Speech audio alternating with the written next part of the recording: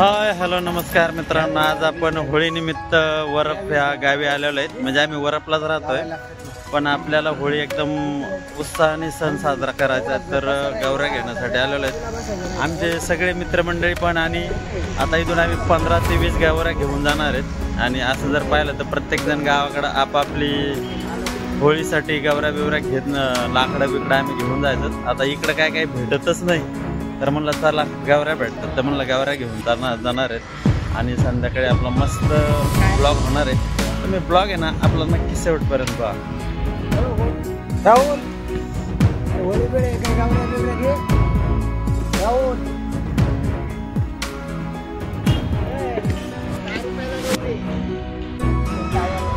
काय मग गौऱ्या घ्यायच्या नाही रे?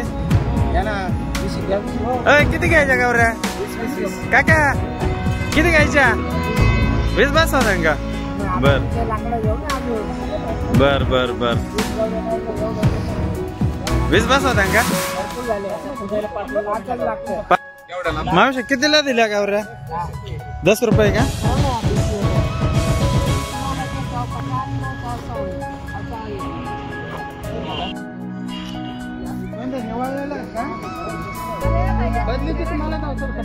आता आपल्याकडे गौऱ्या घ्यायचं काम चालू आहे होळीसाठी. होळी हा सण सांस्कृतिक दृष्ट्या परंपरेने चालत आलेला आहे. होळी सणाचं महत्त्व हे फक्त संस्कृती जपावी. आजकाल बघताय तुम्ही संस्कृतीबद्दल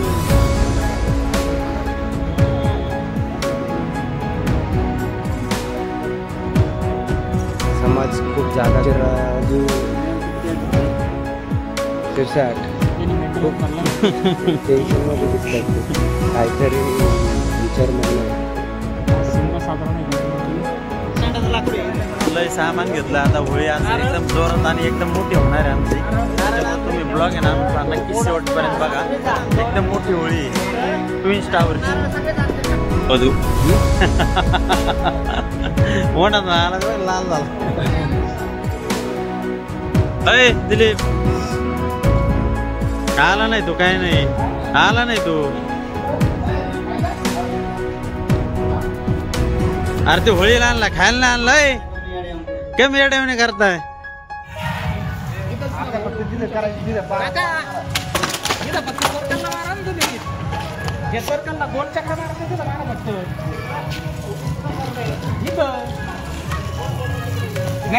काय गडबड चालली?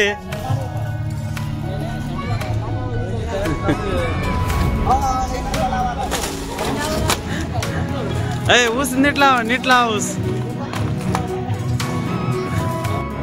मित्रांनो आता होळी लावायचं काम चाललेलं आहे. आम्ही सकाळपासून सगळं होळीसाठी सामान भरपूर गोळा केलं आणि होळीची आमची पूर्ण तयारी झालेली आणि पूर्वतयारी.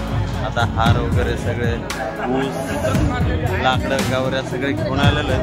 आता आपली 7 वाजता होळी पेटण्यात येणार आहे, त्याच्यामुळे होळीसाठी सगळ्यात लवकरात लवकर खाली आहे. अरे ते घेऊन येतो ना.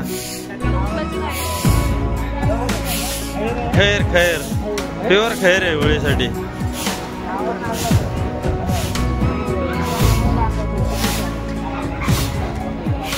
सुरज असं तिकडे का उभा राहिला एवढा लांब लांब? हा